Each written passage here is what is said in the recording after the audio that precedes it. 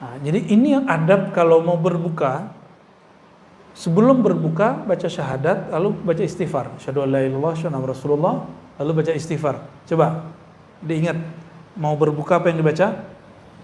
Kenapa syahadat? Kita yang diterima itu cuma orang yang bersaksi. Yang diterima itu cuma orang yang bersaksi. Orang yang tidak bersyahadat, amalannya tidak diterima apapun di sisi Allah, karena persaksian dia tidak ada, dia syirik. Terus istighfar. Apa yang diistighfarkan? Katakan, ya Allah, puasaku tidak sempurna. Aku tidak sempurna menirukan akhlakmu. Lalu minta ampun, ya Allah maafkan dosaku, sempurnakan kuranganku, baru berbuka. Baca Allahumma laka sumtu. Hadisnya hasan, itu tidak dhaif seperti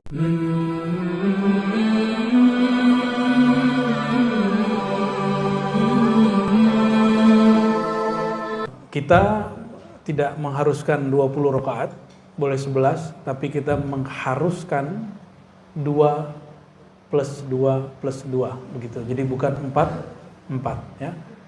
Jadi kalau 4 saya tidak izinkan buka tarawih di sini. Enggak usah ya. Karena Nabi SAW dalam hadisnya selalu 2-2. Adapun hadis yang menyebutkan arba'an, hadisnya sudah dijelaskan di hadis keduanya bahwa maksudnya arba'an 2 salam ya. Kita nggak mau debat macam-macam secara fikih, tapi begitu pegangan kita dan ini ijma ulama, maka yang tidak melakukan itu ya sudah dengan ikut ijma ulama. Dan hadisnya sahih, tidak perlu mahal ar-ra'yu di situ. Orang pertama yang menggunakan 4 itu bukan ahlus sunnah, tapi Syekh Son'ani, seorang Zaidiyah. Lalu diikuti oleh Syekh dari India namanya Al-Mubarakfuri, seorang Hanafi, kemudian keluar dari Hanafi dan menjadi pengikut Athari. Tapi dia tidak mengikuti athar ulama Mekah dan Madinah. Makanya sampai hari ini untuk melihat di Mekah tidak pernah orang sholat 11. Mesti 20 sampai hari ini. Dan sampai hari ini tidak pernah berubah, selalu 2 rakaat, nggak pernah 4. Ya, meskipun masih ngotot di Sahih Bukhari, Aisyah mengatakan Nabi sholat 4. Oke, itu bukan hadis tarawih, itu hadis witir dan juga keliru cara memahaminya, karena hadis itu am, nahnu la na'mal bil am, na'mal bil khas. Ya, la yu'malul am biwujudil khas. Tidak boleh mengamalkan ni'am, hadis yang umum, ketika sudah ada hadis yang khusus yang menjelaskannya. Jadi kalau ada pengurus masjid, pengurus musola, surau, jangan ditanyakan ke jamaah. Tanyakannya ke siapa? Ke ulama. Kalau jamaah maunya cepat-cepat kan? Kalau perlu gak usah sholat tarawih lah. Kalau mau cepat-cepat, maunya nggak banyak ya. Jadi setiap Ramadan itu pengurus nanya, bagaimana jemaah kita sholat 11 atau 20? Ya jemaah kan pemalas. Mintanya berapa? Iya 11, 22 atau 44, pasti jawabnya 4. Bukan karena dia Muhammadiyah atau NU, itu masalah malas saja. Nah, saya menghargai kalau ada majelis tarjih memutuskan 4, tapi bagi saya itu berbeda dengan tarjih awal. Ya, Muhammadiyah majelis tarjih awal itu 2. Silakan cek sendiri. Saya punya bukunya. Dan kok yang kemudian beberapa tokoh mereka mengikuti pandangan Son'ani. Itu aneh. Mengikuti pandangan Mubarakfuri, lalu Albani. Albani oke, dia 11, tapi dia 2 bukan 4 3. Albani. Tapi Albani juga keliru. Kenapa? Karena hadis 11 bukan hadis tarawih, tapi hadis sholat witir. Silakan cek sendiri Sahih Bukhari, Muslim, Abu Daud, Tirmizi dan hadis yang lain. Kenapa? Dalilnya apa? Cek di situ, Nabi sholat malam tidak lewat, tidak lebih dari 11 rakaat, baik di bulan Ramadan atau di luar Ramadan. Ini lafaznya begitu. Coba antum lihat, adakah sholat tarawih di luar Ramadan? Ada nggak? Oleh karena itu, hadis ini bukan hadis sholat tarawih, itu hadis sholat witir. Karena witir paling tinggi, paling banyak 11 rakaat. Oke? Nah, ini pembahasan saya tahun-tahun 2004 sampai 2010 itu masih begitu-gitu pembahasannya ya. Karena sekarang penting dibahas, ya kita bahas ala kadarnya. Namun kalau ada yang ngotot saya 4-4, nggak usah juga berdebat, biarin aja, nggak usah berdebat. Karena berdebat itu saudara jadi lawan, lawan jadi musuh yang dibenci sampai mati nanti. Itu sebabnya Allah membenci orang berjidal, karena antum lihatlah sendiri ya, debat presiden. Dulu temenan cuma karena nyerang pribadi, jadi temenan nggak sekarang? Nggak ada ya. Sama urusan dalil, orang kalau berdebat nggak akan baik. Oleh karenanya salah satu adab kita, la nujadilu ahadan illa daruratan. Kita tidak berjidal, berdebat kecil darurat. Darurat itu apa? Dia datang ke majelis kita, masa kita nggak bales? Itu harga diri itu. Ya, atau kita diundang, kita nggak ngajak debat, kita diajak debat di kandang dia, hajar aja langsung, ya. Tapi kita nggak akan nantang orang berdebat, ya. Itu adab kita. Yang nantang debat, laisa minna, baginda Rasulullah. Karena ini tawakufan mau Ramadan, kitab Al-Luma karya Imam Abu Nasr As-Sarraj At-Tusi. Kita buka bab zikrus saumi wa adabuhum, ya, wa adabihim fihi. Ini halaman 151. Ini kalau kitab yang ini nih, atau sama nggak? Ustadz Rahmat sama nggak kitabnya? Oh sama ya. Yang nggak punya kitabnya, PDF-nya ada ya. Semoga nanti tim ribat mau nerjemahin kitab ini. Kalau enggak nanti cuma teman-teman kita penerbit keislaman mau nerjemahin, ya. Saya siap ngasih kata pengantarnya, nggak usah dibayar. Kita support dengan ngasih kata pengantar, insya Allah, ya. Bismillahirrahmanirrahim. Al-Fatihah ila ruhin Nabi sallallahu alaihi wasallam wa ila al-muallif al-Imam Abu Nasr Abdullah As-Sarraj At-Tusi. Al-Fatihah. Bismillah.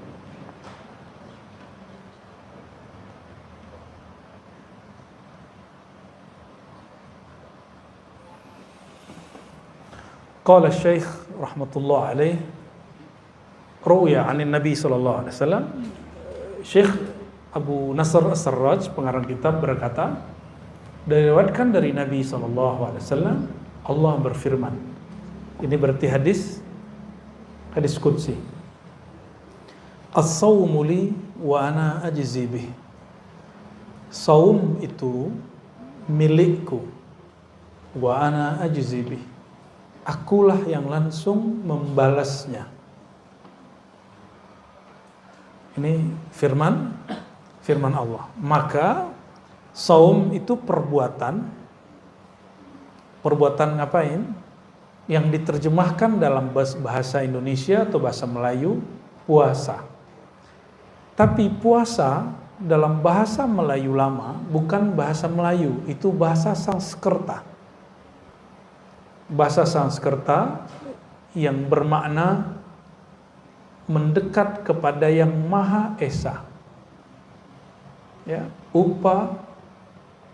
uasa, mendekat kepada yang Maha Esa, itu arti dari puasa. Maka orang-orang dahulu sebelum Islam masuk, mereka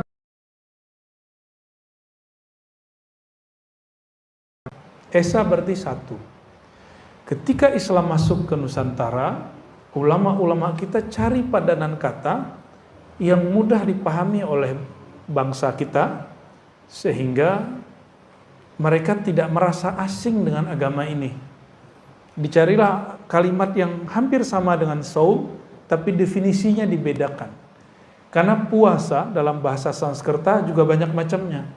Ada puasa dari pagi sampai pagi lagi, ada puasa ngomong, ada puasa mutih, Masih ada yang bertahan sekarang puasa mutih. Di kalangan umat Islam itu juga ada puasa riyadhah. Puasa riyadhah itu puasa latihan. Ada puasa tidak makan yang bernyawa. Itu bukan dari Hindu, itu ada dalam tradisi ulama salafus saleh dan bukan ajaran Hindu, ya. Tanya aja sama orang Hindu, ya, pasti beda cara puasanya. Beda nggak? Pasti beda cara puasanya. Hadis ini riwayat Imam Bukhari dan Muslim dan hadisnya sahih. Jadi hadis qudsi tidak semuanya sahih, ada yang palsu, ada yang hasan, ada yang dhaif, ya. Dan ini hadisnya sahih. Apa kata Allah? Puasa itu milikku dan aku yang langsung membalasnya. Maka orang yang berpuasa itu adalah asetnya Allah. Orang yang puasa itu asetnya Allah.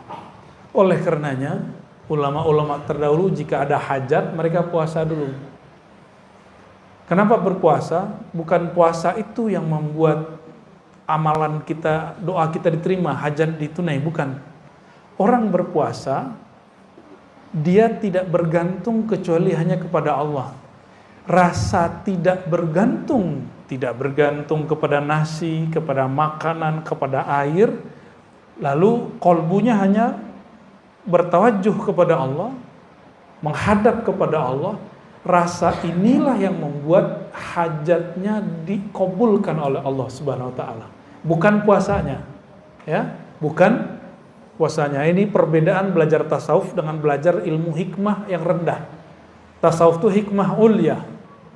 Ada hikmah sufla. Hikmah sufla diajarkan kamu kalau ada hajat puasa. Gitu. Kalau mau naik pangkat puasa. Mau jadi orang sakti puasa Daud. Emang begitu? Enggak. Kita enggak begitu. Tasawuf, ilmu ma'rifatullah, berpuasa bukan untuk hal-hal seperti itu. Puasa untuk menumbuhkan kesadaran hubungan terdekat hamba dengan Allah dan memutus hubungan dia dengan selain Allah Subhanahu wa ta'ala. Kita boleh nggak ketemu orang sekian hari, tapi kita mesti makan kan setiap hari? Nah sekarang makan antum diputus, minumnya diputus. Maksudnya apa? Sir dari puasa itu qat'ul ala'iq, memutus hubungan diri dengan selain Allah. Itu sirnya puasa. Jadi kalau orang berpuasa masih nyangkut hatinya dengan makhluk, dia baru puasa zahir, belum puasa batin, ya. Lalu ada yang bertanya, kata beliau, ma makna takhsisus shaum min bani sairil ibadat? Apa spesialnya puasa sehingga Allah mengatakan as-shaumu li? Puasa milikku. Ada enggak kalimat as-salatu li? Salat itu milikku, ada enggak? Ketemu enggak? Enggak ada. Az-zakatu li, ada enggak? Innamas shadaqatu lil fuqara, sedekah bagi orang fakir. Tapi di saat orang-orang berpuasa, maka orang puasa itu jadi asetnya Allah. Kok bisa? Allah suka dengan orang yang tidak menggantungkan harapnya, kebutuhannya, keperluannya kecuali kepada Allah SWT. Pernah dengar Imam At-Tustari, Imam Abu Sahal Abu Nasr At-Tustari.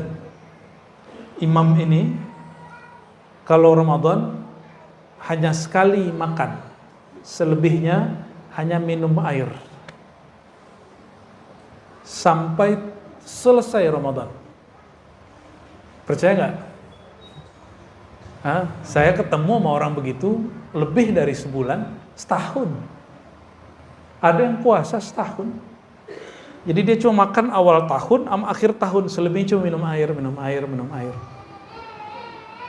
Ternyata masih ada orang begitu. Mau dihidupkan puasa begitu. Kan nggak sanggup kan? Ini ulama salaf loh. Imam At-Tustari, Imam Salafus Saleh, kita tidak sanggup mengikuti tasawuf ala mereka. Tapi kalau ada yang hari ini mau menghidupkan, monggo. Tapi itu bukan thariqat saya. Ya, thariqat kita sudah dirukhsah. Ya. Alhamdulillah. Hujan? Bukan ya?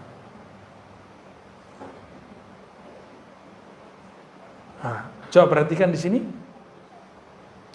Qad alimna anna jami'al a'mal lahu. Semua amal itu betul untuk Allah, tapi untuk Allah amalan apapun selain puasa itu mesti diikrarkan oleh orang yang beramal. Kalau kita mau sholat, kita baca niat. Sholli fardal maghribi salasa raka'atin lillahi. Kita yang ngomong, benar gak? Nah, di dalam doa iftitah kita mengatakan inna salati wa nusuki wa mahyaya wa mamati lillahi rabbil alamin. Ada gak situ saumi? Inna salati, salatku, wa nusuki, ibadahku. Di situ haji umrah maksudnya. Terus wa mahyaya, hidupku, wa mati, matiku lillah. Ada puasa di situ? Zakat lil fuqara, saum lillah. Maka kalimat tadi, orang yang berpuasa, persaksian dia langsung Allah yang ambil. Jadi orang yang ingin fana fi syuhud, ingin fana dalam musyahadah kepada Allah, thariqahnya puasa. Gitu ya. Allah nanti yang akan mensyahadatkan dia. Tapi kalau sholat, kita yang syahadat, kalau haji kita yang syahadat, kita yang menyaksikan.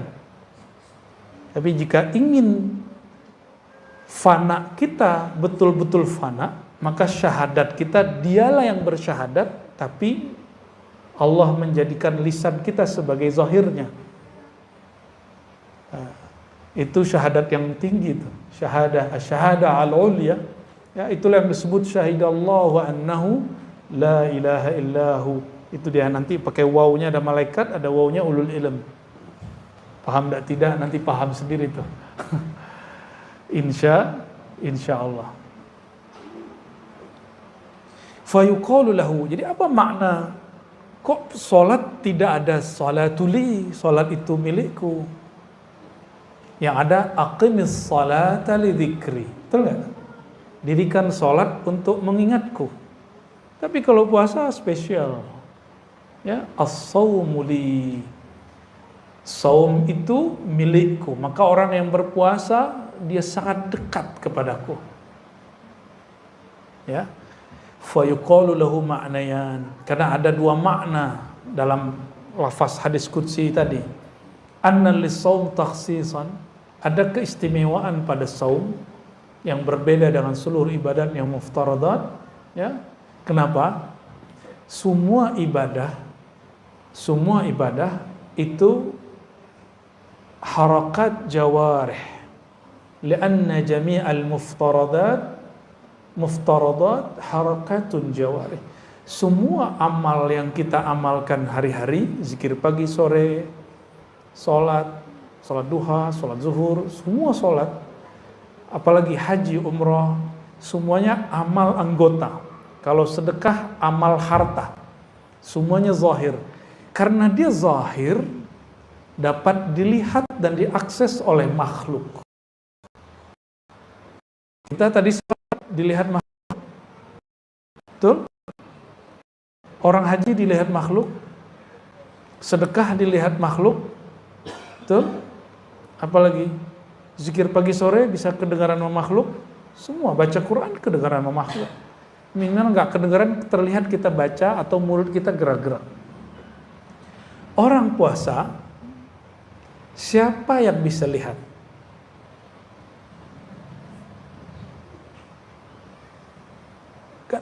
Jam 9 semua orang nggak ada yang makan, nggak ada yang minum misalnya. Kan bisa aja dia ngaku dia puasa, padahal dia nggak puasa. Coba rasakan, ingat-ingat di rumah kalau kita puasa, nggak ada orang, nggak ada siapa-siapa, tidak ada yang berani nyeduh teh. Kenapa? Tidak ada yang berani buat kopi. Why? Kenapa? Padahal tidak ada CCTV, tidak ada yang akan mengkoreksi kita, nggak ada sama sekali. Lalu kenapa kita terus puasa? Padahal tidak ada yang ngawasi. Inilah sir puasa, bahwa jalan pintas untuk wusul kepada Allah, sampai merasakan Allah itu, darajat ihsan, itu puasa. Maka orang yang banyak sholat kurang puasa, sholatnya kurang khusyuk. Coba cek. Antum puasa hari ini, tadi misalnya kemarin, hari Senin atau hari Kamis. Kalau puasa coba jalan keluar, naik motor atau naik mobil, terus melihat orang buka aurat, berani nggak terus memandangnya? Padahal tidak ada yang melihat. Kamu ketahuan loh matanya jelalatan, nggak ada. Mata kita tiba-tiba ditarik, jangan lihat. Dan kita nggak mau lihat. Itu sir puasa. Ini yang disebut muraqabah. Apa sebutannya? Muraqabah. Jadi kalau mau cepat merasakan kehadiran qalbu, diperhatikan Allah, lazimu as-saum. Banyak-banyak berpuasa. Ini sir rahasia orang berpuasa yang nggak ada pada orang sholat. Nggak ada pada haji, tidak ada pada umrah, tidak ada pada sholat malam, tidak ada. Ini hanya milik ahlus saum. Ya, orang-orang yang berpuasa. Tapi coba antum rasakan. Malam tadi atau malam ini saya tidak berniat. Besok pagi hari Senin misal. Jam 7 perutnya lapar nggak? Bunyi-bunyi nggak perutnya? Ya, terus sarapan. Nanti jam 12 bunyi lagi gak? Ya, lapar lagi. Coba kalau kita puasa, kita katakan, nawaitu shauma ghadin. Aku niat puasa esok hari karena Allah. Besok pagi jam 7 lapar gak? Jam 12 lapar gak? Enggak. Jam 4 lapar? Enggak, gak bakal lapar. Bayangkan niat itu di kolbu, tapi efeknya bisa tunduk seluruh tubuh. Seluruh anggota tubuh kita tunduk dengan kata-kata yang ada di niat. Maka orang yang kuat puasa, dia mampu menaklukkan dirinya. Kalau dia mampu taklukkan dirinya, baru dia mampu diizinkan Allah menaklukkan alam. Baru alam berkhidmat kepada dia. Maka kalimat yang disampaikan oleh Imam Ahmad bin Hanbal, man arafallah, siapa yang kenal Allah, ata'ahu ma siwallah, ya, atau khasyahu ma siwah, maka selain Allah takut kepadanya, takluk kepadanya. Jadi Imam Ahmad itu dulu pernah disiksa di penjara, dipaksa untuk mengatakan sesuatu yang bertentangan dengan akidah Ahlussunnah. Dipaksa oleh Algojo, ditelanjangi, sarungnya dilepas. Ini tanda kalau orang dulu nggak pakai gamis panjang kayak kita hari ini.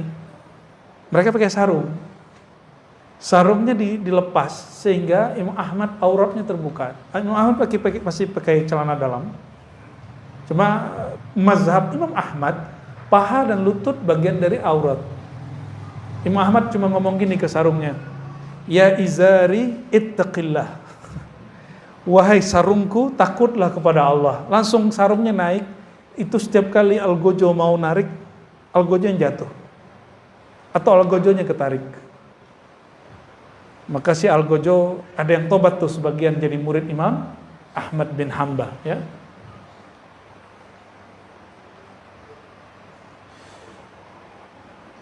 Jadi apa kekhususan dari puasa? Pertama, puasa itu amal yang tidak dilihat oleh makhluk.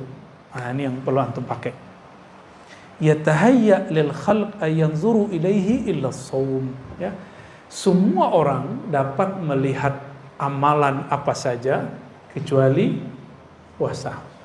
Ya. Kita masuk kantor. Sebelum masuk kantor kita minum makan dulu. Pas masuk kantor kita nggak makan.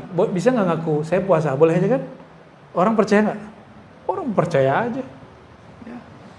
Tinggal lemes-lemes sedikit kan, wah capek nih gitu. Ya.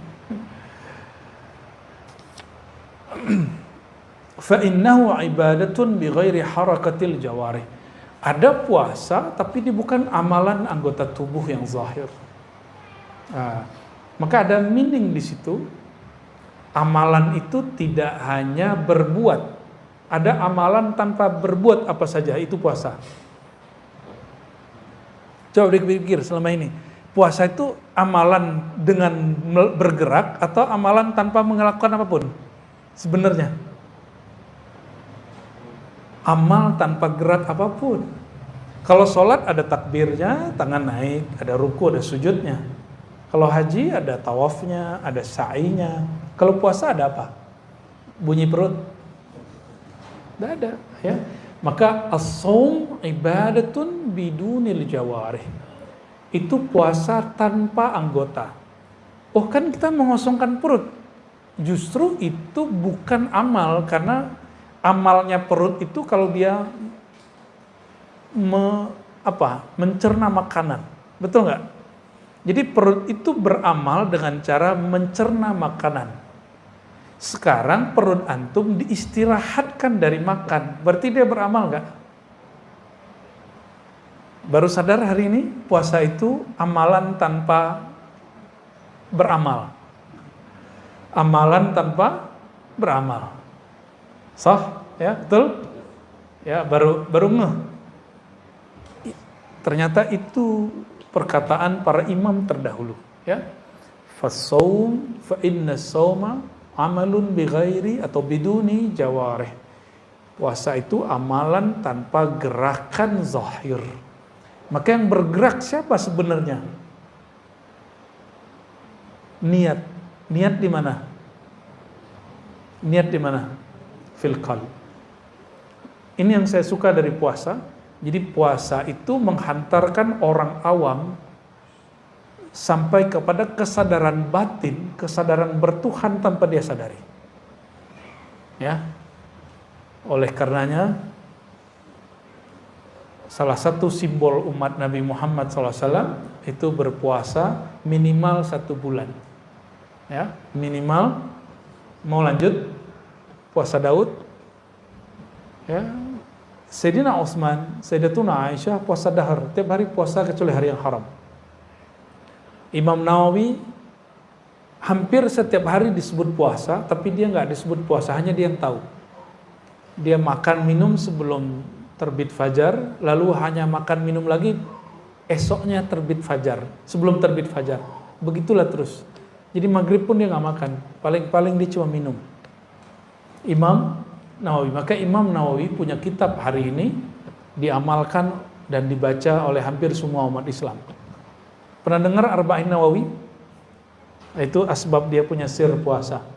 Padahal kitab beliau ini juga pertama, yang pertama bukan beliau nulis Arba'in. Oke. Famin ajli dzalik qala ta'ala as-shaumu li. Itulah alasannya kenapa hadisnya menyebutkan berpuasalah karena puasa itu milikku, ya, asetku. Ada penjelasan lain di situ. Ini penjelasannya menarik sekali. Ini yang kemudian dinukil ulang oleh Imam Ghazali dalam Ihya. Al-ma'na al-akhar, makna lain dari puasa, li, kalimat li, milikku. Kalimat gimana tadi? As-shaumu li, puasa milikku. Kalimat li yang berarti milikku ini disebut lam samadiyah. Lam apa? Allahus samad. Apa arti as-samad? Samad itu bahasa Arab sesuatu yang tidak ada ruang di dalamnya, sehingga nggak perlu diisi. Syai' la jawfa fih, sesuatu yang nggak punya ruang kosong di dalamnya sehingga nggak perlu ditambal diisi. Itu disebut samad. Maka Allahus samad secara harfiah sesuatu yang sudah sempurna, tidak memerlukan selain dirinya. Samadiyah itu sifat daripada Allahus samad, yaitu sifat Allah tidak memerlukan selainnya. Coba, tidak makan, tidak minum dari jam berapa? jam 5 lebih kurang sampai jam 6. Minimal 13 jam, ini di negara yang tropis, khatulistiwa, kita puasanya 13 jam. Subtropis 14. Naik lagi ujung subtropis sebelum ke daerah kutub itu 16 sampai 18 jam, ada yang 20 jam. Saya pernah puasa 18 jam, pernah juga 20 jam. Pernah ngalamin lah ya. Apa yang terjadi? Di saat itu seorang manusia yang dia punya rongga di perutnya tapi dihukumi tidak punya rongga. Manusia yang punya perut tapi dia dihukumi tidak punya perut. Maksudnya apa itu? Manusia yang secara normal dia makan, lalu dia tidak makan. Dia tidak memerlukan nasi dan air untuk hidup. Itu maksudnya. Jadi itu berlatih. Ini yang disebut mati sebelum mati. Orang mati makan nggak? Nggak. Tapi ini belum cukup. Justru as-samadiyah ini diturunkan kepada malaikat. Jadi sifat samadiyah Allah pantulkan, tajallikan sifat ini kepada malaikat. Maka malaikat makan nggak? Makan? Malaikat minum? Malaikat tidur? Nah, maka ada satu hal yang saya gak bingung sama orang puasa. Dalam rumusan orang-orang ahli food combining kah, atau dulu disebut ahlul ghaza, ahlul qut, pakar makanan di kitab-kitab. Banyak makan, banyak minum, banyak tidur. Jadi orang banyak makan dan minum menyebabkan banyak tidur. Jadi mau antum minum kopi 5 gelas sehari, itu kan banyak. Pasti tidur. Katanya kopi bikin orang gak ngantuk.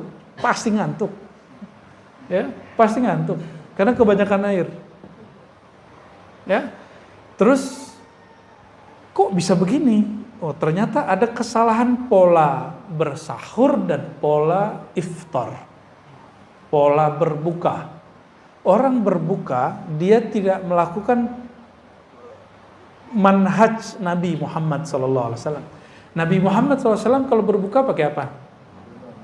Nggak pakai gorengan. Nabi Muhammad SAW pakai kurma. Kalau tidak pakai apa? Air putih. Nabi nggak bilang buang yang lain. Padahal ada buah yang lain loh.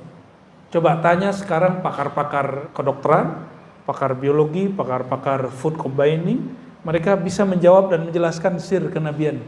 Yang tidak pernah ada nabi satupun menjelaskan ini kecuali Nabi Muhammad SAW. Maka secara ilmu fiqih, berbuka dengan kurma dan air hukumnya apa? Mustahab atau sunnah. Tapi secara ilmu hakikat, itu hampir wajib. Kalau sayang ke badan. Kalau sayang ke, dan nanti akan membuat orang tubuhnya stabil. Kenapa? Dalam waktu sekian lama kita tidak konsumsi apapun, kita memerlukan sesuatu yang manis. Dan manisnya normal. Itu ada pada kimiawinya nabati. Itu ada pada kurma. Di zaman dulu kan tidak ada kurma di Indonesia. Tidak ada kurma di Nusantara, di Malaysia, di Singapura, di Brunei nggak ada. Ada nggak? Maka coba cari padanan buah yang tidak terlalu asam tapi dia manis. Apa? Bukan pisang. Pisang itu asam. Jadi antum yang asam lambung jangan langsung berbuka dengan pisang. Kecuali pisangnya direbus. Apa? Coba cari makanan.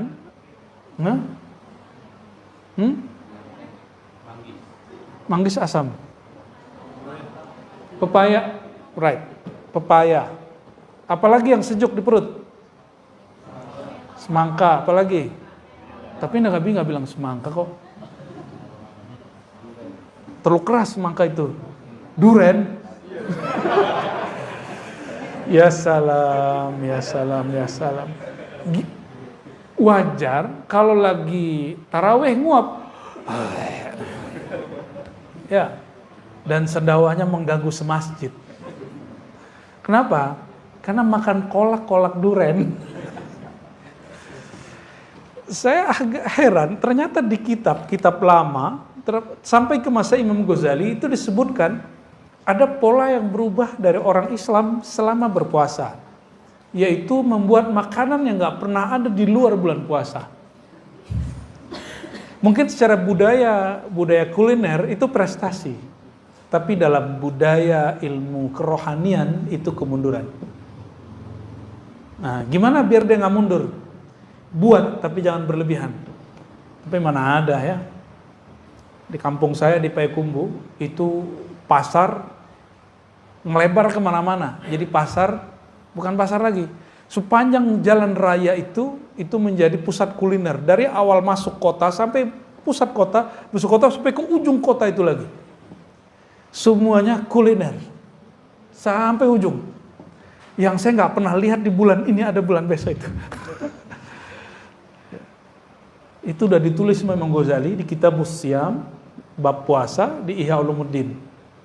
Maka beliau mengatakan wajar puasa kebanyakan orang Islam gagal.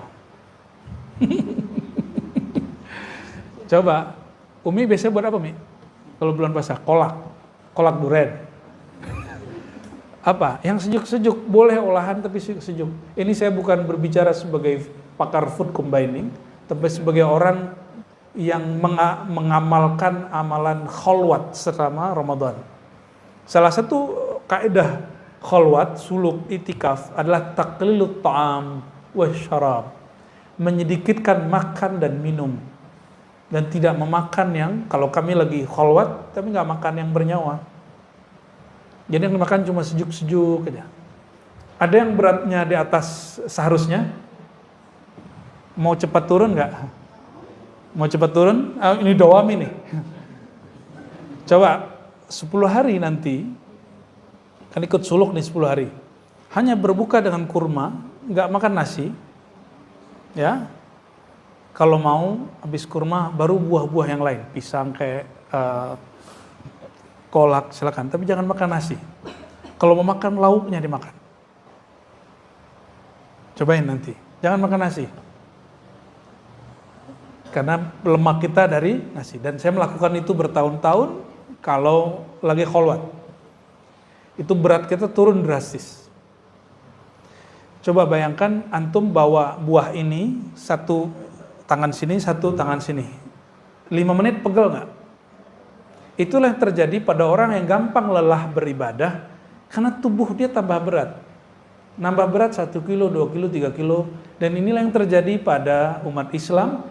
Awal Ramadan, ramai sekali masjid. Akhir Ramadan, semuanya kaki dan perutnya sudah berat. Dari mereka nggak datang lagi ke masjid. Betul nggak? Ya. Jadi silakan buat kolak, tapi jangan berlebihan. Ya. Jangan buat makanan apapun, tapi jangan kulu washrabu wala tusrifu. Makan minum, tapi jangan berlebihan. Ya.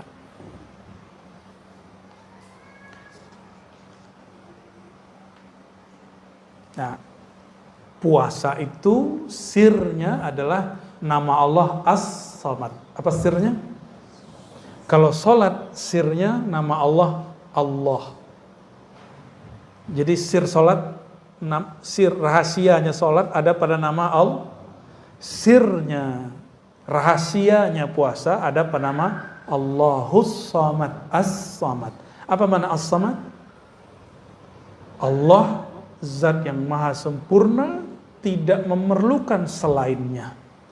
Sedangkan terjemahan Kementerian Agama yang lalu itu sudah direvisi, terjemahannya kurang pas. Itu terjemahan bukan terjemahan yang sebenarnya, tapi terjemahan tafsiriyah. Allah tempat meminta, itu kekeliruan dalam menterjemah karena hanya mengambil dari kitab tertentu tapi tidak mengolah kembali. Saya lihat beberapa sudah memperbaiki. Ya, jadi bukan Allah tempat meminta, itu keliru terjemahannya. Ya, terjemahan yang pas apa? As-Samad, Allah zat yang tidak memerlukan selain dirinya, justru selain dirinya yang memerlukan dirinya, diri Allah Subhanahu wa Ta'ala. Boleh diartikan Allah yang maha sempurna, tempat menggantungkan harapan semua makhluknya. Itu terjemahannya. Kalau mau diterjemahin yang tepat. Ya. Jadi tidak semua terjemahan itu ideal. Banyak terjemahan-terjemahan yang janggal. Tapi ya maklum manusiawi ya. Ini ada kalimat di sini, li'anna as-samad, karena as-samad itu huwa alladzi la jawfalah.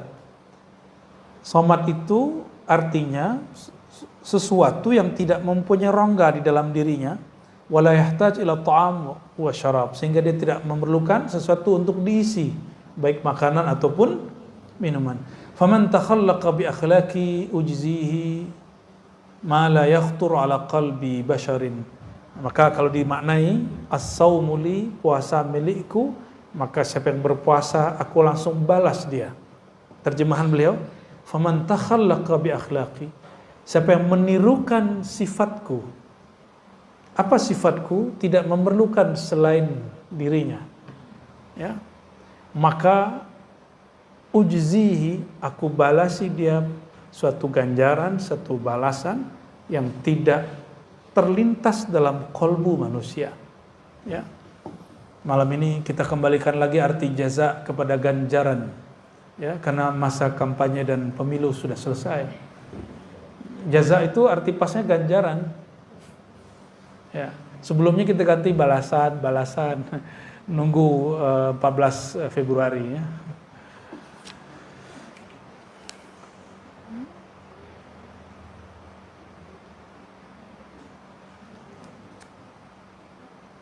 Lalu di situ disebutkan ya, Allah membalas wa'adda ala jami'i fi'lil hasanat ats-tsawab wa'ada ya. Allah menjanjikan semua orang yang beramal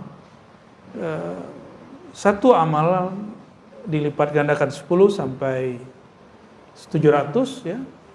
Illa shaimin was shaimun, semua amalan sampai 700 kecuali puasa. Puasa unlimited. Maka ada surat Az-Zumar ayat 10, innama yuwaffas sabiruna ajrahum bighairi hisab. Innama, hanyalah disempurnakan orang-orang yang berpuasa itu ajrahum, ganjaran kebaikan mereka, bighairi hisab, unlimited, tak terbatas. Jadi kalau zikir subhanallah berapa lipatnya? 10. Kalau puasa unlimited. Karena kita bersama dengan yang membalasnya. Itu bedanya ya. Fa kharaja as-sawm min al-hasanah al-ma'duda wa thawabiha li'anna as-sawm huwa sabru an-nafs an ma'lufatiha wa imsak al-jawri an jami' syahawatiha. Ya. Puasa seperti apa yang dibalas seperti orang-orang yang saum, seperti orang yang sabar ya. Yaitu orang yang sabar terhadap dirinya, kesenangan dirinya, dan menahan anggota tubuhnya dari syahwat. Jadi minimal puasa yang sesuai salafus saleh apa? Sabrun nafs an ma'lufatiha, menahan diri dari kesenangan-kesenangannya. Yang kedua, imsakul jawarih, menahan anggota tubuh dari syahwatnya. Syahwat perut makan, syahwat lidah ngomong, syahwat mata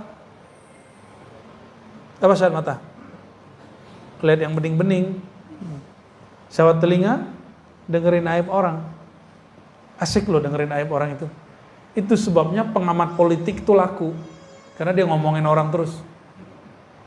Itu sebabnya acara-acara gosip itu rame, ada aja, padahal ulama sudah fatwakan haram. Ya kan? Ulama sudah fatwakan haram tapi masih ada. Karena memang fatwa ulama itu cuma untuk fatwa, nggak mereka ikuti ya.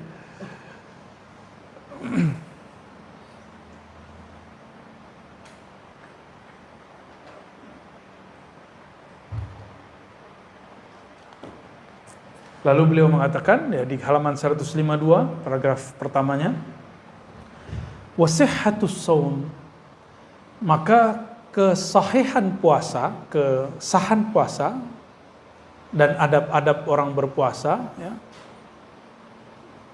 itu tergantung kepada, coba ada banyak hal di sini. Satu, sihhatu maqasidihi, kelurusan niatnya. Yang kedua, mubayanatu syahawatihi wa hifzi jawarihi, menjaga anggota tubuhnya. Yang ke berapa? Yang ketiga, safa'i mat'amihi, ke safa, ya, kebeningan, kemurnian, kehalalan makanannya. Wa ri'ayatu qalbih. Ya, tadi masih fisik. Sekarang masuk ke yang nomor berapa nih? Nomor 4, masuk ke urusan kolbu. Ri'ayatu qalbih. Puasa itu tidak hanya menjaga diri, menahan diri dari makan, tapi juga menjaga kolbu. Wa dawami dzikrih. Nah, ini dawam zikri namanya ini depan. Nama dia dawam zikri. Dawam zikri, apa arti dawam zikri? Senantiasa mengingatnya. Wa qillati ihtimamihi bil madmun min rizqi, dan sedikit perhatian dia terhadap rezeki yang sudah ditanggung untuknya. Kita ngeliat makanan gak nafsu gitu. Coba, makanan yang di rumah itu halal apa haram? Haram apa halal? Gak dimakan tuh. Maka as-saim al-haqiqi, orang yang puasa hakiki, mustahil dia korupsi. Karena yang halal pun dia gak makan. Masih yang haram dia makan. Bener gak? Jadi yang koruptor itu gak puasa itu. Dia gak dihitung puasa, dia puasanya puasa anak-anak. Dia kira Allah gak lihat. Padahal kalau dia puasa, dia ngerasa Allah lihat. Maka terapi bagi orang-orang yang gak bisa nolak gratifikasi, itu puasa. Karena orang puasa gak akan berani nerima. Puasa aja coba, puasa Daud kayak. Jadi pejabat-pejabat tuh suruh aja puasa Daud.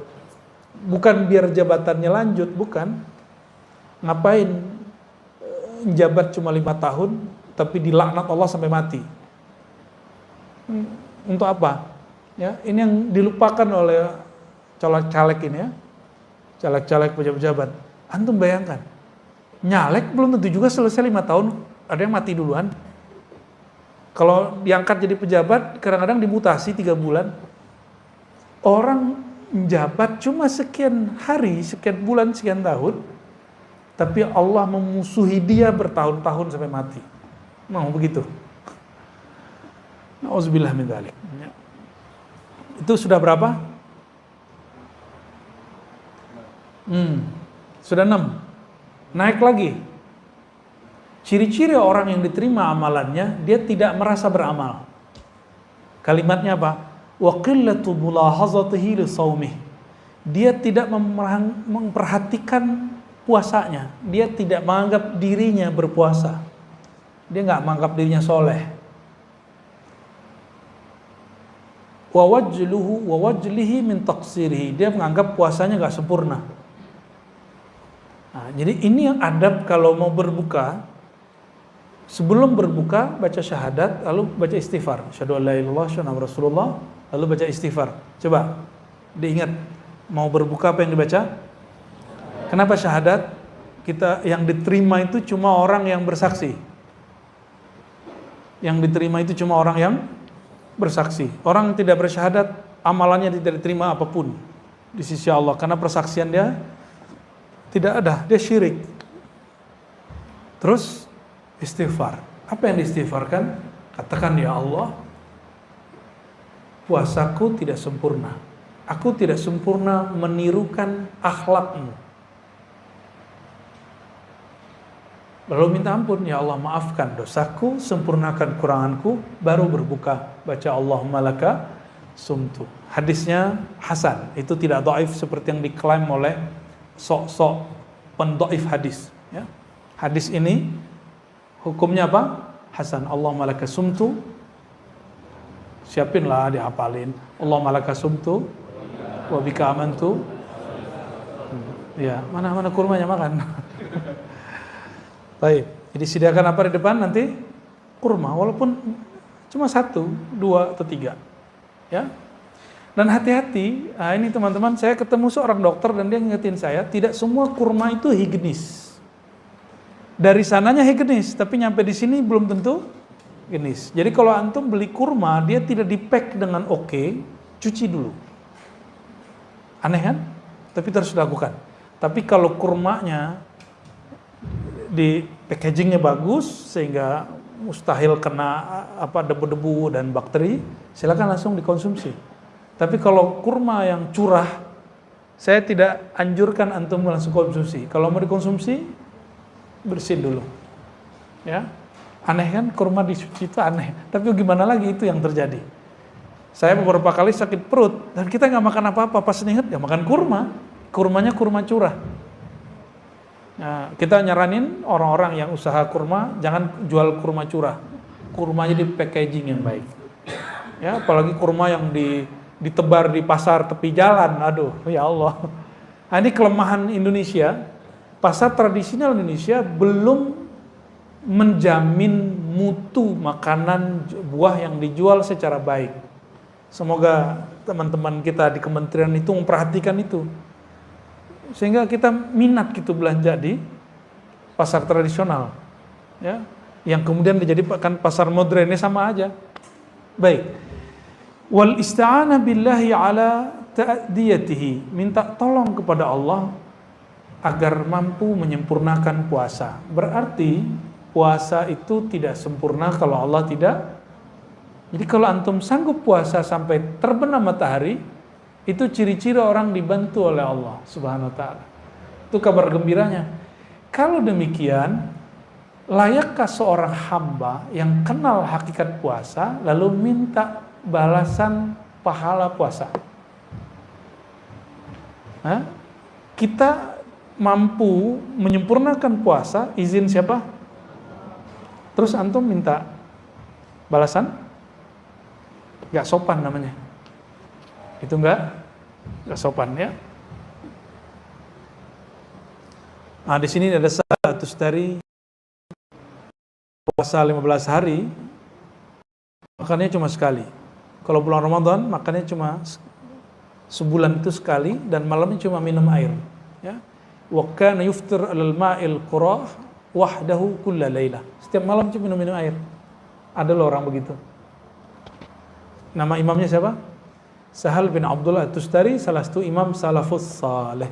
Jadi kalau ada orang bilang itu bid'ah, bilang aja ente seleranya besar, ya nafsu makannya gede, jangan salahkan imam At-Tustari. Itu imam besar itu ya. Wah, ini banyak sekali model-model puasa zaman dulu ya. Kita nggak usah baca semua. Nah, langsung ke puasa para sufi. Ya, puasa siapa? Halaman 103 bagian bawah. Fa ammas sufiyah, adapun para sufi dan fuqara al-mujarridun alladzina qata'ul halaiq, yang mana mereka disebut ahlu tajrid, yang sudah punya kesempatan full untuk bertorikoh. Qata'ul alaik, memutus kesibukan duniawi. Kalau tidak sanggup minimal 10 hari terakhir disebut i'tikaf ya.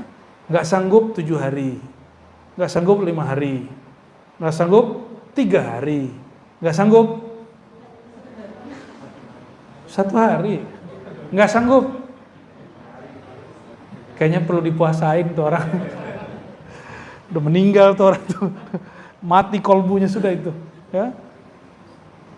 Selevel Nabi masih itikaf 10 hari. Ada yang sesibuk Nabi enggak? Nabi itu istrinya 11. Panglima perang, direktur zakat,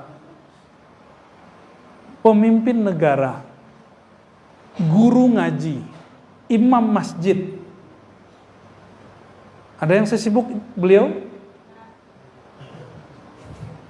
Ada yang sesibuk beliau? Kan gak ada. Jangan so sibuk lah ya. Saya sibuk tat. Ente sibuk apaan? Ya. Cuma sibuk begitu doang disebut sibuk. Nabi itu perang bisa gak pulang 6 bulan. Bayangkan istrinya 11. Istrinya protes nggak tuh? Nggak bisa protes, mau gimana lagi? Urusan Madinah siapa yang urus? Sahabat yang. Nabi sesibuk itu loh. Maka Nabi pernah nggak pulang 6 bulan. Hanya perang, tiap hari perang dan masih puasa. Perang Uhud, perang pertama dalam Islam itu sembari puasa.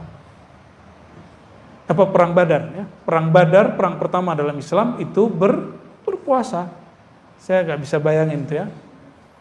Ini disuruh bertarung lagi puasa. Dan itu cuma Ahlul Badar yang sanggup begitu ya. Semoga kita mewarisi ruhaniyah mereka, amin ya rabbal alamin. Tarakul ma'lumat wa qana'u bima qasamallahu ta'ala lahum minal arzaq. Dulu kan gak ada gaji tetap, benar gak? Dan gak ada usaha online.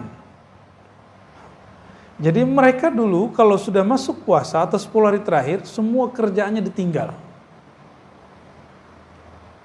Lalu mereka tawakal kepada Allah, mencukupkan dengan apa yang sudah mereka lakukan 11 bulan. Tapi 11 bulan itu cukup toh? Cukup gak?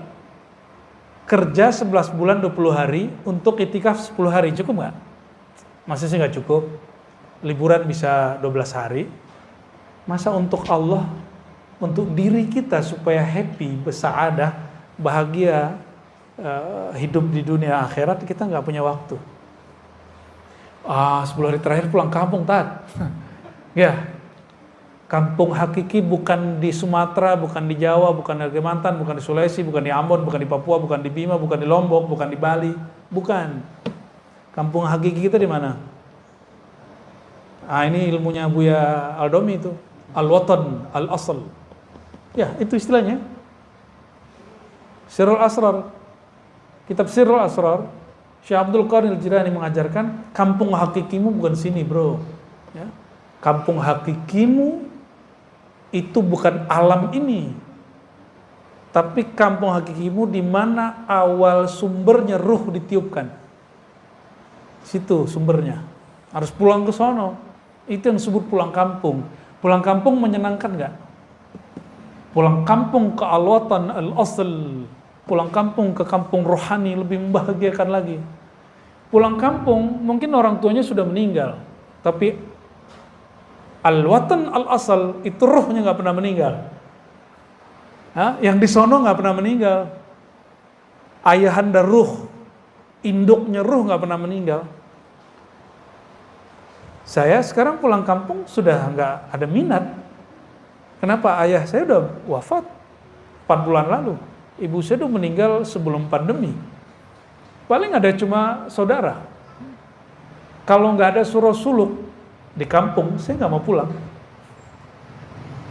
Kenapa? Surau suluk itu kenangan saya merasakan al-watan al-asal.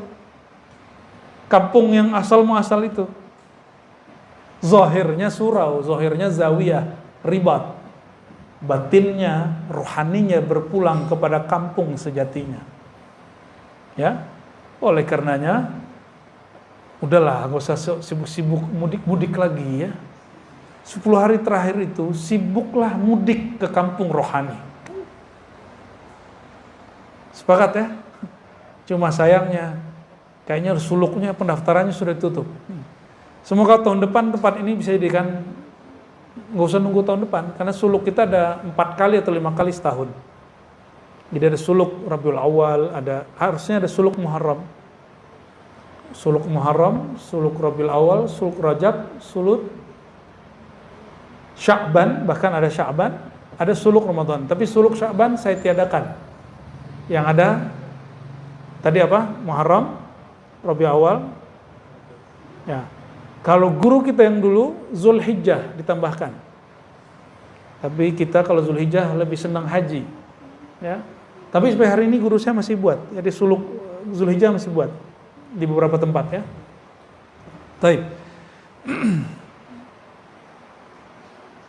Wa qana'u bima qasamallahu ta'ala lahum min al-arzaq. Jadi orang suluk, orang puasa, suluk saum, suluk puasa itu menumbuhkan satu sifat namanya qanaah. Apa arti qanaah? merasa cukup dengan apa yang ada. Ya. Jadi ciri-ciri puasanya sukses, waktu berbuka itu dia berbuka tanpa bernafsu untuk menghabiskan makanan yang banyak. Nah, coba cek nanti ya. Antum kayaknya gimana gitu sebelum mau berbuka itu kayaknya nafsu mau makan ini, mau makan itu. Terus ketika berbuka makannya sedikit saja, itu berhasil puasanya. Jadi ciri-ciri puasa berhasil bukan sebelum terbit atau terbenam, tapi setelah terbenam orang itu makan. Kenapa? Imam Al-Ghazali Hujjatul Islam ya qaddasallahu sirrahu kata beliau, tujuan puasa itu untuk mengendalikan syahwat makan. Syahwat makan dan minum.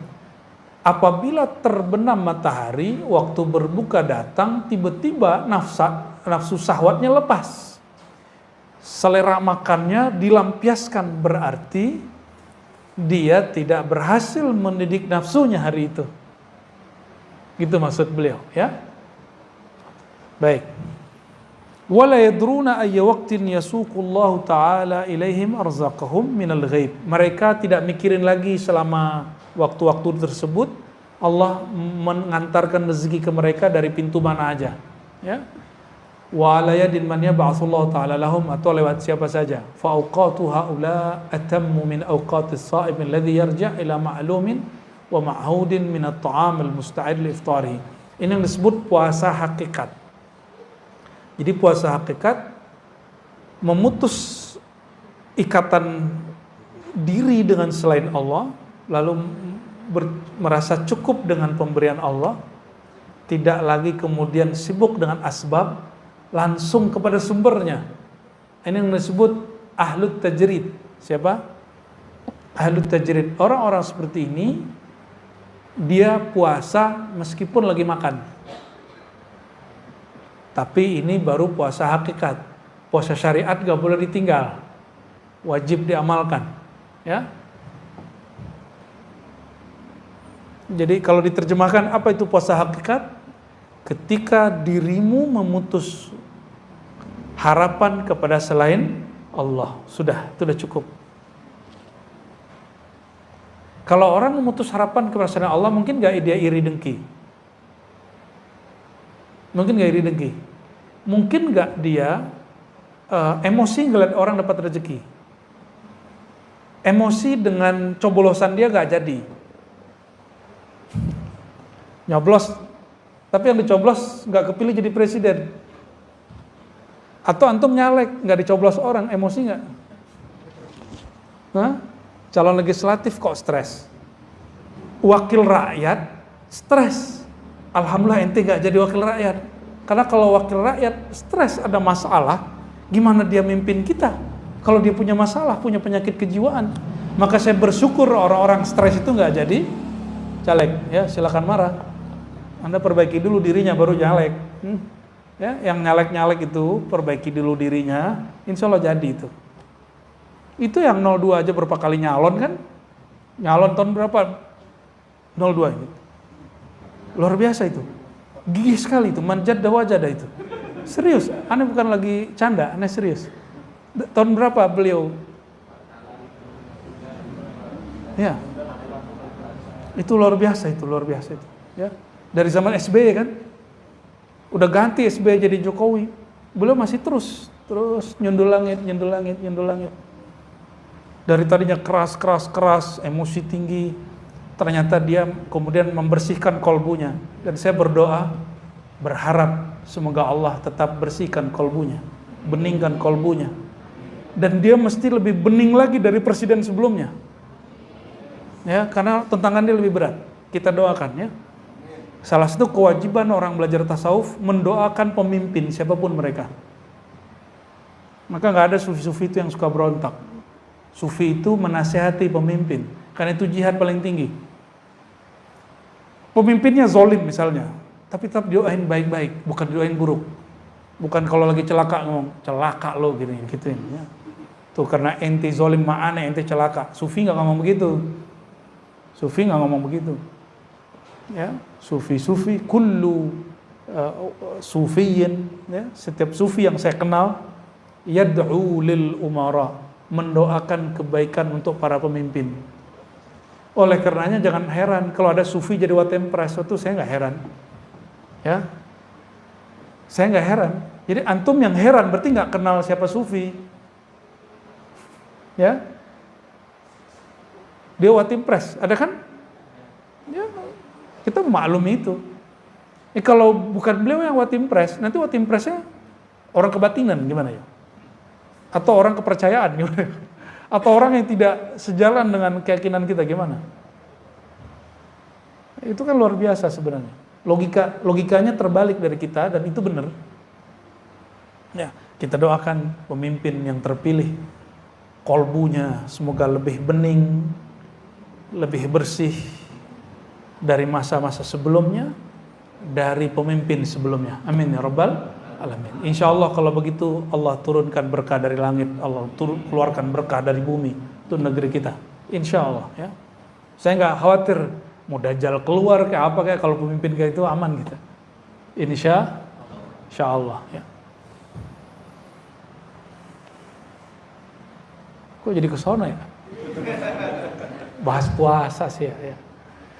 Dan ini berkah baru pemilihan di Indonesia, kita langsung dapat bulan berkah, bulan Ramadan. Semoga orang-orang tambah sabar, ya, bukan malah tambah ngamuk-ngamuk, ya. Belum apa-apa udah pemakzulan. Aduh ya salam.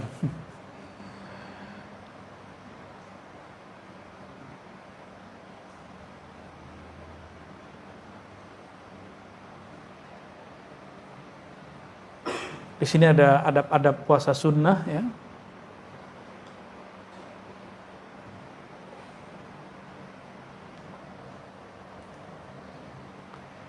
Ada beberapa hal di sini yang barangkali agak beda dengan amalan antum. Kalau para sufi, nih perhatikan, salik murid, kalau dia berjamaah, dia nggak puasa kecuali diperkenankan oleh temannya, sahabatnya, ikhwannya. Itu ada orang zawiyah, orang ribat, orang suluk, orang thariqah. Ya. Wa li haula'il fuqara alladzina qad dzakartuhum aidan adabun fi shaumihim. Mereka punya adab. Apa salah satunya? Alla yasuma wahidun min bainis min jamaah illa bi idzni ashabi. Mereka enggak puasa kecuali izin sahabat-sahabatnya. Lalu ada penjelasan panjang di sini. Dan di bagian akhir disebutkan di paragraf yang keempat, Hukiya anil Junaid, ya, diriwayatkan dari Junaid. Junaid ini imam kita dalam tasawuf. Tasawuf Ahlussunnah di negeri kita merumuskan bahwa tasawuf kita manhaj Imam Junaid. Manhaj siapa? Apa kata apa amalan Imam Junaid? Kana yasumu 'ala dawam. Beliau ini puasa tiap hari. Berarti ini Imam Junaid puasa tiap hari, kecuali hari yang haram. Fa idza dakhala alaihi ikhwanuhu aftara ma'ahum. Tapi kalau ada tamu datang, ada muridnya datang, sahabatnya datang, maka dia makan bersama mereka. Habis itu lanjut lagi. Nah itu puasanya Hajiman itu. Ya, dulu katanya. Jadi dia nyambung puasa habis makan. Maksudnya bukan begitu. Imam Junaid menghargai tamunya lebih tinggi daripada amalan pribadinya. Puasa itu amalan pribadi, sedangkan menghormati tamu amalan sosial, dan amalan sosial lebih tinggi dari amalan pribadi. Itu bukan puasa Ramadan ya. Puasa Ramadan mau datang tamu 1000 juga nggak ngaruh. Wa yaqulu laisa fadlul musa'ada lil ikhwan bi aqall min fadli shaum lis shaim idza kana mutawwa'an atau kalaman nahwa dzalik ya. Jadi salah satu cara kita membahagiakan saudara-saudara kita adalah saat dia makan kita jangan kita kemudian nggak makan gitu. Ya. Apalagi antum bertamu. Nah ini aneh, orang udah berthariqah terus bertamu di rumah kita ajak makan, maaf Tat saya puasa. Disuruh gurunya makannya nggak mau makan. Lebih tinggi makomnya dari gurunya.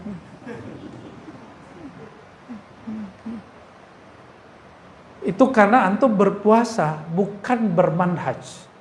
Puasanya, mohon maaf, antum buat puasa dengan manhaj kurikulum ulama rohani, tapi hanya berpuasa dengan kehendak diri.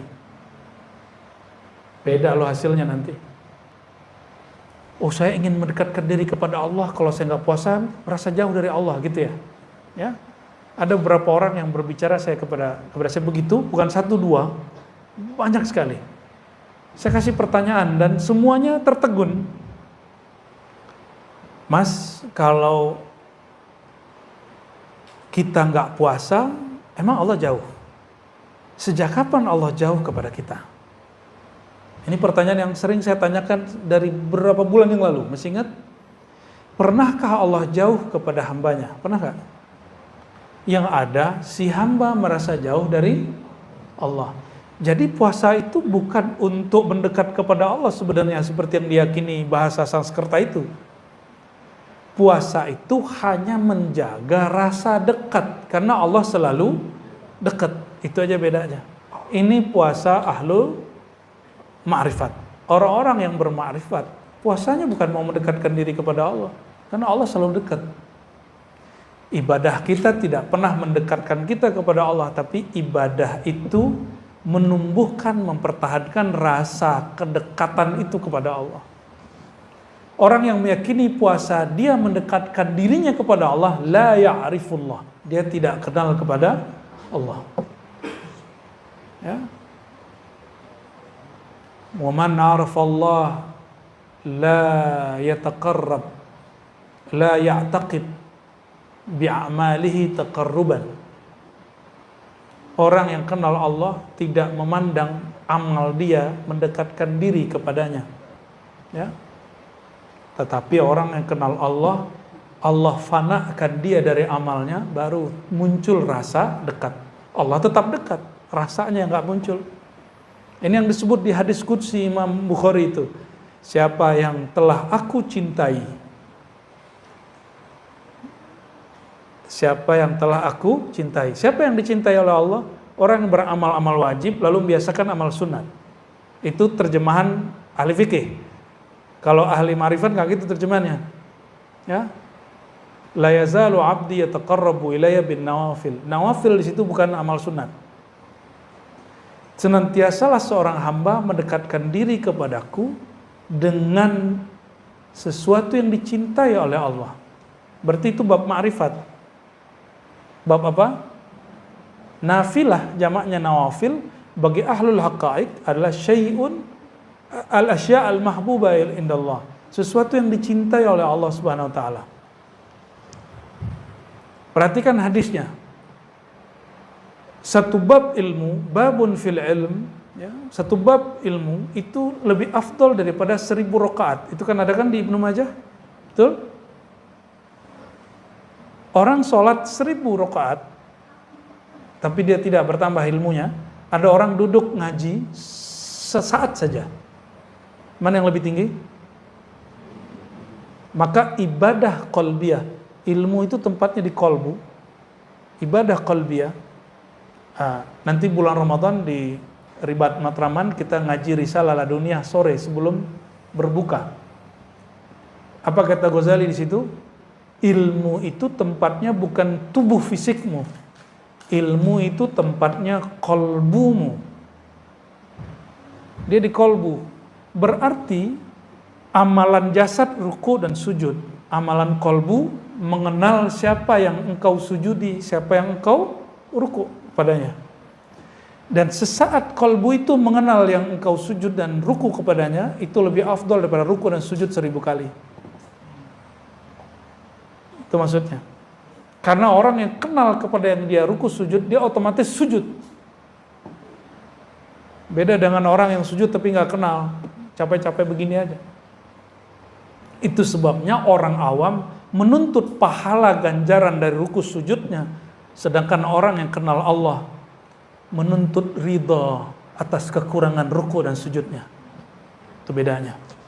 Ilahi anta maqsudi wa ridhaka matlubi, itu maknanya. Ya Allah, ya, aku memohon ridhamu karena amalanku tidak sempurna. Kalau Allah sudah ridho aman nggak? Suami kalau sudah ridho sama istrinya, makanannya nggak enak juga nggak apa-apa, nggak marah. Tapi kalau belum ridho, UFO datang, piring terbang. Cek. Sama istri kalau belum ridho amat sama suaminya salah dikit, piring terbangnya bisa 3 kali. Ya, aliennya muncul. Taib. Ini jam berapa ini? Karena besok libur hajar aja ya.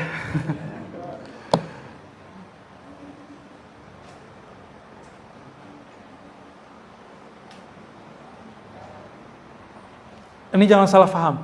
Imam Junaid ada punya kalam yang aneh. Ini perhatikan ya. Idza ra'aitas sufi, maka jangan heran antum kalau ketemu ulama-ulama sufi yang sudah advance, itu jarang sekali puasa. Maka Imam Junaid berkata, murid kalau lihat kita sekarang tazandaqa, dia zindik. Karena dia kira jadi wali cukup duduk-duduk aja ngomong-ngomong ngopi-ngopi. Ya. Tapi kalau mereka kenal masa lalu kita, awal mula kita masuk ke jalan ini, tahaqqaqa, pasti dia masuk ke alam hakikat, pasti jadi ahlul haqiqah. Maksudnya apa? Kata Imam Junaid, ini perhatiin Imam Junaid ngomong apa? Idza ra'aita as-sufiyya yasum shauma tatawwu' fattahimhu. Kalau engkau melihat ada seorang sufi, orang tarekat suka puasa sunat, fattahimhu, curigalah. Ya. Fa innahu qad jitama'a ma'ahu syai'un minad dunya. Pasti ada di hatinya unsur duniawi ketika dia berpuasa. Wallahi kalamuhu sahih. Beliau benar. Saya banyak lihat orang puasa karena ingin puasa jabatannya naik. Saya lihat banyak orang puasa Daud supaya firasatnya tajam karena dia seorang intelijen. Ya. Saya lihat banyak orang puasa supaya sakti. Mohon maaf, saya banyak melihat pengusaha puasa supaya perusahaan dia tetap langgeng. Dia nggak puasa karena Allah. Belum lagi orang-orang kebatinan puasa supaya auranya memancar. Aura memancar. Allahu Akbar. Ya. Itu dunia. Itu sebut dunia. Ayo. Masih begitu nggak puasa antum? Kenapa puasa? Saya lagi puasain anak supaya masuk kampus favorit. Gitu nggak? Saya lagi puasain anak lagi daftar PNS. Saya, semuanya saya, dan urusannya anak saya, hajat saya, pekerjaan saya, semuanya dunia. Padahal as-saumu li, puasa itu untukku, bukan untuk kerjaanmu, bukan untuk duniamu, bukan untuk pangkatmu, bukan untuk firasatmu, bukan untuk kanuraganmu, bukan. Ya, ini maksud kalimat Imam Junaid, bukan Imam Junaid ngelarang seorang murid puasa sunat. Jadi kalau murid puasa sunat, dalam tradisi ahli thariqah, biizni syaikhihi, dengan restu gurunya, karena gurunya yang ngasih kurikulum, baru nanti puasanya beres. Maka nanya dulu sama guru, perlu nggak saya puasa? Nanti gurunya kasih tahu, kamu sekarang baca ini dulu, puasanya cukup 3 hari sebulan, ntar naikin Senin, Kamis, begitu bertahap, nggak langsung.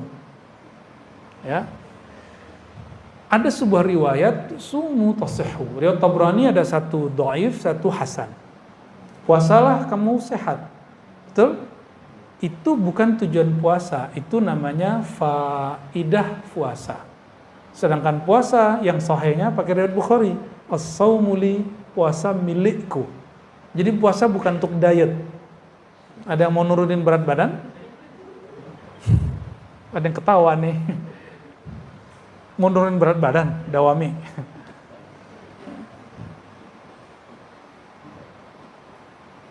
Jadi kalau sudah punya mursyid, puasa itu, kalau mau puasa tiap hari atau Daud, kecuali puasa Senin Kemis, itu lain cerita. Itu umum. Tapi antum puasa Daud itu puasa-puasa yang khusus. Atau puasa dawam, puasa yang tiap hari La budda bi'izni syaikhihi, mesti dengan izin guru. Ya. Dan amalkan kayak tadi, kalau guru datang jangan puasa. Masa guru kita datang, guru kita hadir, kita bilang, "Makan nih Pak Kiai, saya puasa." Kayaknya makom ente lebih tinggi dari dia itu ya. Maka jangan heran kalau melihat ada guru mursyid yang sudah jam terbangnya tinggi secara rohani, bukan jam terbang ceramahnya, bukan. Itu jarang sekali puasa. Bahkan jarang sekali duduk wiridan. Bahkan jarang sekali duduk lama tahajud, paling cuma beberapa rakaat langsung beres. Why? Limaza? Karena dia duduk, dia ngomong, udah ngomongin Allah. Dia ngobrol itu ngobrolin Allah. Ini beda orang, mohon maaf ya, di Sumatera, di Banjar, di Sulawesi, itu beda tradisi dengan Pulau Jawa. Orang-orang di Jawa, kebanyakan kalau ngomong ma'rifat mesti malam-malam hari, tengah malam, terus di pesantren, atau di pendopo, atau di padepokan gitu ya. Kalau antum ke Sumatera, ke kampung saya aja, nggak usah jauh-jauh. Itu orang duduk di warung ngomongin ilmu hakikat. Lagi main gaplek gitu. Ngomong ilmu hakikat itu. Percaya nggak? Ke Banjar juga sama. Ke Sulawesi juga sama, saya ketemu. Ambon barangkali hampir mirip. Orang-orang sana begitu. Mereka ngomongin Allah di mana aja. Nggak perlu nunggu waktu-waktu tertentu. Ya. Emang kolbunya sibuk dengan Allah, maka dimanapun, kapanpun nyebutnya Allah. Ini ciri-ciri orang cinta. Ya, man ahabba syai'an aktsara dzikrahu. Orang cinta, apa tanda-tanda alamatnya? Dia sering menyebut, sering ingat. Maka cinta kepada Allah, dia sering menyebut tentang Allah, ingat tentang Allah. Dan itu nikmat sekali. Karena cinta kepada Allah nggak pernah bertepuk sebelah tangan. Ya, selalu dijawab oleh Allah Subhanahu wa Ta'ala. Ya. Kalau kita kepada makhluk, ada aja halangannya. Ya. Udah halal aja masih tengkar gitu. Benar nggak? Udah halal aja masih konflik. Maka ada orang cerai dalam pernikahan. Nggak ada cerai, berpisah. Allah yang ceraikan dengan kematian. Itu cinta ke makhluk. Inilah rahasia As-Samad. Maka orang-orang yang kalbunya sudah penuh dengan mahabbatullah, cinta kepada Allah, la khaufun alaihim wa lahum yahzanun. Dia enggak goyang-goyang amat ketika cinta duniawinya terpisah, ya.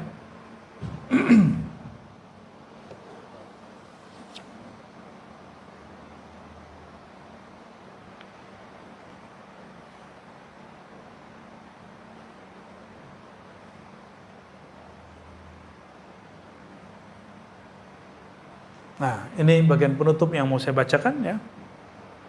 Apa kata beliau?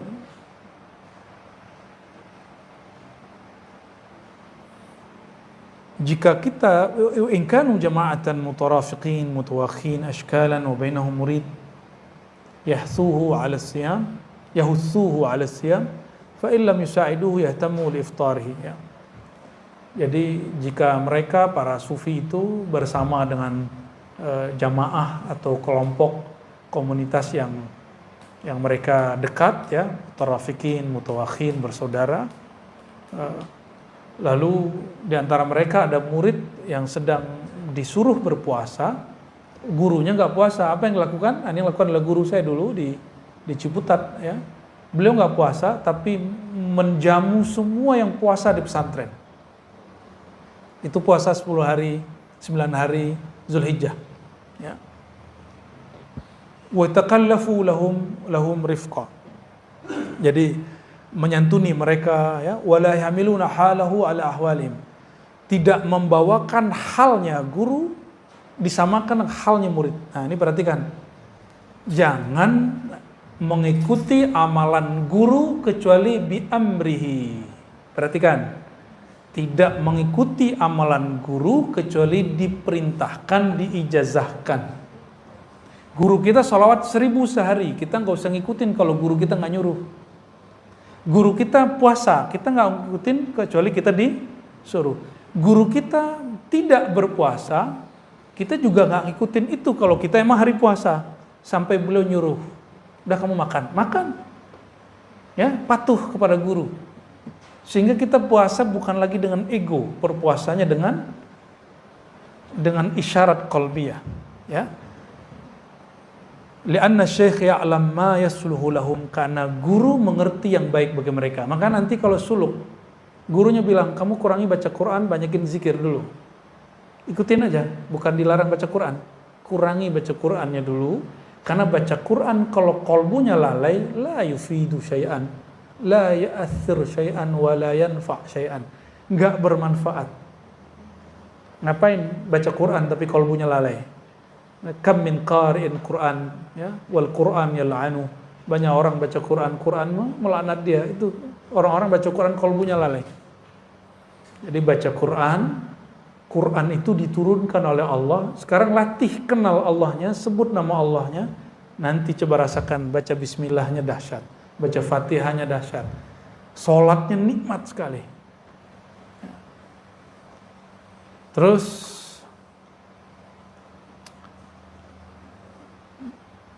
disebutkan, ya, dari Imam Ash-Shibli, annahu qala li rajulin, dia berkata kepada seorang, tuhsin antasumal abad, ya. Sebaiknya kamu apakah baik bagi kamu jika kamu puasa setiap hari gitu? Atau sebaiknya kamu puasa setiap hari? Qala kaifal abad? Tapi terjemahan abad kayaknya bukan setiap hari deh. Setiap hari dahar. Ini puasa abadi. Puasa hakikat. Bukan shaumud dahr. Kata Imam Shibli, sebaiknya kamu puasa abadi, bukan lagi puasa hari-harian. Orang ini nanya, fa kaifal abad? Qala taj'al ma baqiya min umrika yawman wa tasumuhu. Ya. Puasa setiap hari abadi itu taj'al ma baqiya min umrik. Engkau menilai umurmu yang tersisa itu hanya tersisa 1 hari. Anggap besok kita sudah mati. Maka kita berniat besok itu tidak lagi menggantungkan harapan kecuali hanya kepada Allah. Ada yang tahu besok masih hidup? Ada yang tahu? Ya, kita baru kenalan kemarin dengan salah satu sahabat kita. Kayaknya sehat-sehat aja, tapi ternyata baru dapat kabar dia meninggal. Nah, Imam Shibli memberikan satu ilmu yang disebut puasa abadi adalah puasa hakiki. Esok kamu hanya meyakini umurmu 1 hari esok saja. Lalu kamu jaga mulai dari sekarang sampai esok itu dengan kolbunya selalu bergantung kepada Allah Subhanahu wa Ta'ala, ya. Nggak ada yang tahu. Ada orang masih kecil sudah berpulang. Nggak kena sakit karena accident. Ada yang masa remaja, ada yang sudah berumur. Suka-suka Allah Subhanahu wa Ta'ala, ya. Dan saya juga nggak tahu umur saya gimana. Kalau panjang insya Allah membersamai antum. Kalau pendek lanjutkan kajian-kajian dan amalan ini, ya. Kita sesederhana itu mikirnya. Itu sebabnya ribat kita buat semandiri mungkin. Jadi tidak terlalu bergantung kepada sosok figur guru. Jalan aja, dan alhamdulillah hari Senin Selasa jalan, ya. Di sini hari Senin jalan. Apalagi di sini hari Rabu, ya. Zikirnya hari Rabu, Ajiman. Ya, jalan terus, ya. Saya nggak mesti hadir, alhamdulillah jalan. Di banyak tempat sudah mulai jalan begitu. Semoga ini berjalan terus, ya. Dan kita jadikan hari esok jangan-jangan hari terakhir. Sehingga malam ini kita berbuat sesuatu yang spesial. Jadikan setiap hari spesial untuk Allah Subhanahu wa Ta'ala, ya. Barangkali itu teman-teman tentang kitab Al-Luma. Udah jam berapa tadi? Cukup lah, ya. Kitab Nafahatnya di pending dulu kalau gitu. Tadi ba'da Isya, alhamdulillah kita tadi bagi yang ikut sholat Isya di sini tadi, kita memberikan hadiah talqin zikir thariqat samaniyah Silakan diamalkan bagi yang tadi ikut. Itu ijazah mengamalkan, bukan ijazah mengajarkan. Ya, ijazah mengajarkan beda. Antum suluk dulu. Ada juga suluk saman ada, tapi lebih sederhana.